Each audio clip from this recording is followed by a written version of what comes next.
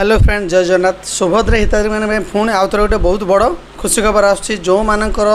2003 सुधा 21 वर्ष हो से मार्च 31 पर से सुभद्रा आप्लाय करें आउ जो मानकर 60 वर्ष पारे हो मार्च आमर 31 पर से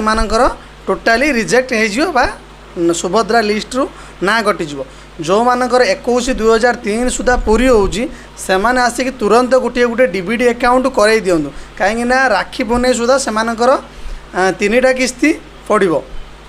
जोटा कि 3टा किस्ती से समस्ते पाई सारे दीटा अलरेडी राखी पुनई आउ गोटे जोटा दब से 3टा से पाइबे यथाशीघ्र जैसे डीबीडी जापर ना मत कंटाक्ट करूँ से मुझे डीबीडी चेक करदेवी जब डीबीडी नई मो तांकर एनपीसीआई द्वारा भी डीबीडी करदेवी